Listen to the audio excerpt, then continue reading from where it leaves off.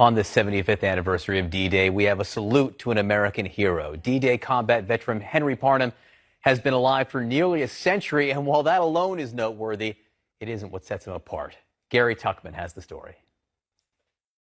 21-year-old Henry Parham worked as a bus porter in Virginia when he entered the U.S. Army. Today, he's an American hero and living history. That's because Henry Parham is believed to be the last surviving African-American D-Day combat veteran.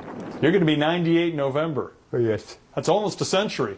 Oh, yes. And you've seen a lot. Yes, I have. No, you don't want to go down the steps. Henry Parham, who lives in Pittsburgh with his wife Ethel, vividly remembers fellow soldiers drowning off Omaha Beach and the Nazi air bombardments. Of course, I was scared for my life, sure. He was part of a most unique Army combat unit, the 320th Barrage Balloon Battalion. The mission? To launch huge hydrogen-filled balloons from the beaches of Normandy to protect Allied troops on the ground from enemy aircraft above. And most notably, all the soldiers in the battalion were black. Only a relatively small number of black troops were able to be part of the D-Day invasion.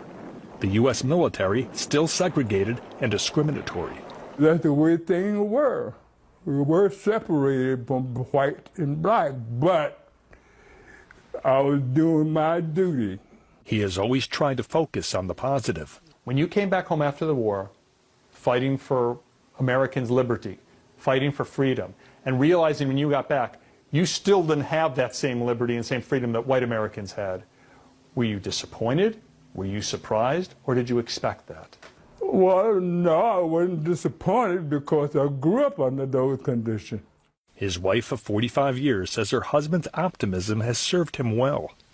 And I think it's a great honor that he sacrificed to make this world a better place for every one of us. The author of this book about the black soldiers of the 320th says there were 621 troops in the battalion, and that Henry Parham is the last surviving member.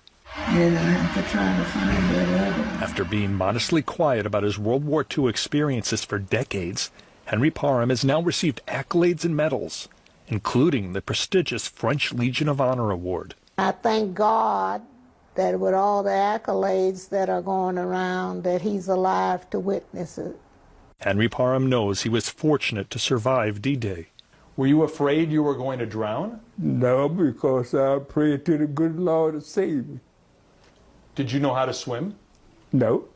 Despite the hardships before, during, and after the war, Private First Class Parham is very grateful to have served.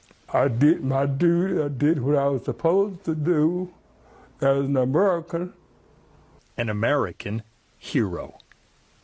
Gary Tuckman, CNN, Pittsburgh. Oh my gosh, that's beautiful. I mean, they are so, he and his wife, what are they eating? I know. And again, our thanks to Henry Parham for everything he's done, and I just love it. It was an amphibious landing, and he wasn't afraid of drowning. Could he swim? Nope. Nope.